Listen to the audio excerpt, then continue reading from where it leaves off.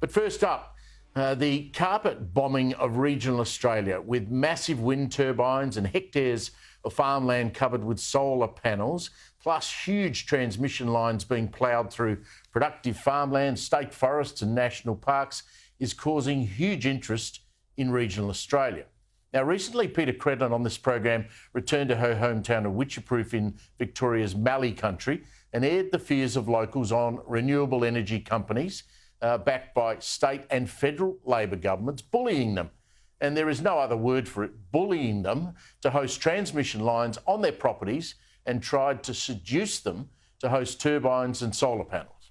Now, city living Australians largely have zero knowledge of what's actually happening out in the bush in these communities. I've talked about it before, and protest groups are growing around the country and even include coastal communities on New South Wales coastline. They're protesting about offshore wind turbines.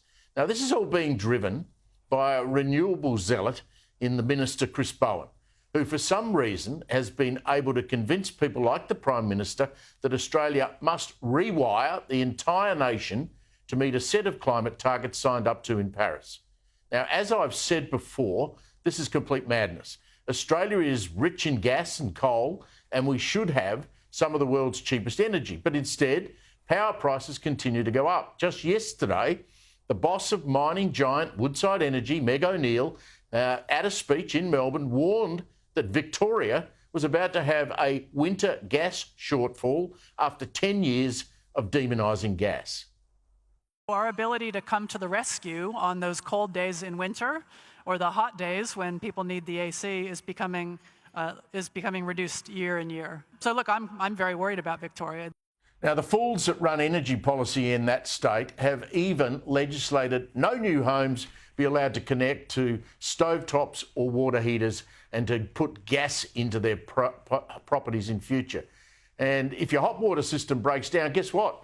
You're going to be forced to replace it with an electric one at your cost. Now, is that because they too believe Victoria's about to run out of gas? No, it's part of their blind, obsessive hate of fossil fuels like coal and gas.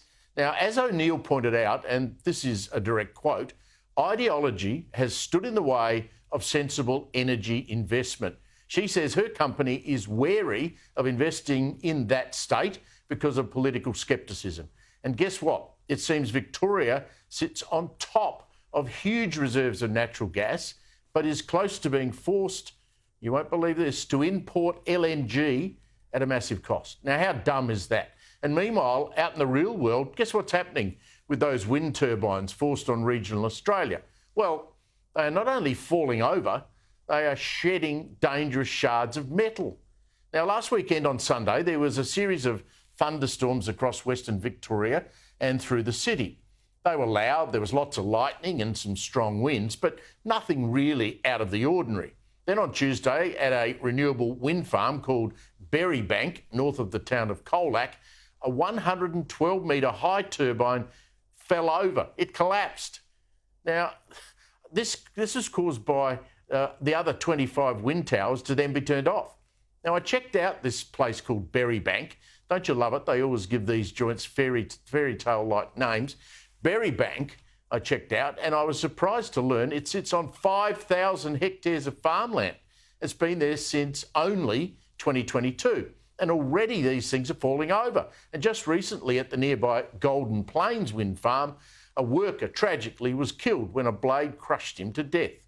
Now, we'll talk with the local member, Richard Reardon, who has called on the Premier to conduct a statewide audit of as many of these towers as possible and where they're located.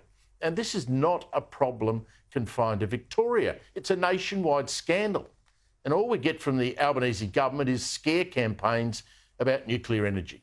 All this gives voters at the federal election, whenever that might be, a very clear choice between using the bountiful resources we have for cheap and, most importantly, reliable energy, or the dangerous green dream of Chris Bowen.